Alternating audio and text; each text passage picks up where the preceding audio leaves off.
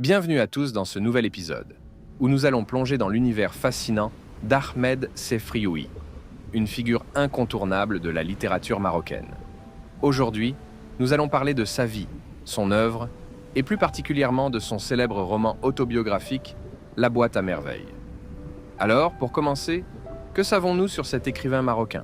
Eh bien, Ahmed Sefrioui est né en 1915 à Fès, au cœur de l'une des plus anciennes médinas du Maroc. C'est dans cette ville imprégnée de culture et de tradition qu'il a puisé l'inspiration pour nombre de ses récits. Sefrioui a grandi dans un Maroc en pleine transition, entre tradition et modernité. Ce contraste a joué un rôle essentiel dans son écriture, tout comme son attachement à la culture populaire marocaine. Après des études dans une école coranique, puis une formation plus occidentale, il a travaillé en tant que fonctionnaire et journaliste, ce qui l'a mis en contact avec les grands penseurs et artistes de son époque. Mais c'est en tant qu'écrivain qu'il est entré dans l'histoire littéraire marocaine.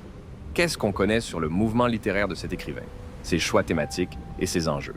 Ahmed Sefrioui est souvent associé à un courant de la littérature appelé la littérature maghrébine d'expression française. Ses œuvres capturent la réalité quotidienne du Maroc de son époque, avec ses richesses et ses difficultés.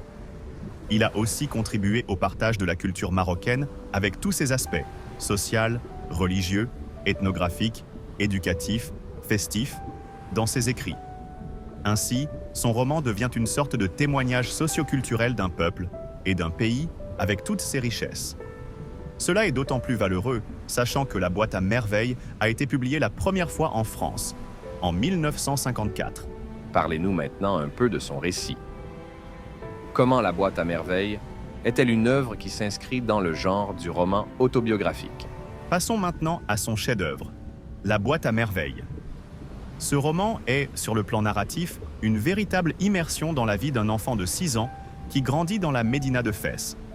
Entouré d'enfants, de l'école coranique, de voisins adultes, hommes et femmes, dont le quotidien inspire le narrateur enfant et le marque.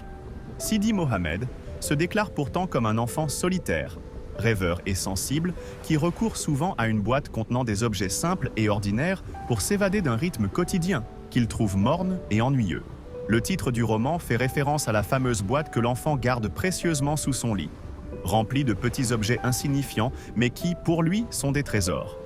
Cette boîte symbolise l'imaginaire de l'enfance, un refuge face aux difficultés de la vie quotidienne. Le roman nous plonge dans la vie modeste d'une famille fassie, avec ses joies, ses peines et ses préoccupations.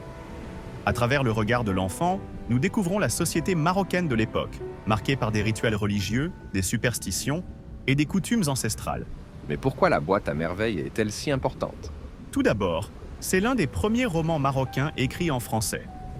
À travers cette langue, Sefrioui a pu toucher un public large, non seulement au Maroc, mais aussi dans le monde francophone. Ensuite, ce roman capte un moment clé de l'histoire du Maroc, la période coloniale. Même s'il ne traite pas directement de politique, La boîte à merveilles met en lumière une société en mutation, avec des tensions sociales.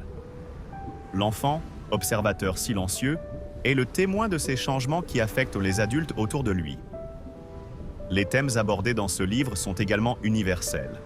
La solitude, l'enfance, les relations familiales, les traditions, la polygamie, la condition féminine, l'éducation religieuse, les spiritualités et les superstitions. Tout lecteur, qu'il soit marocain ou non, peut se retrouver dans cette histoire si profondément humaine.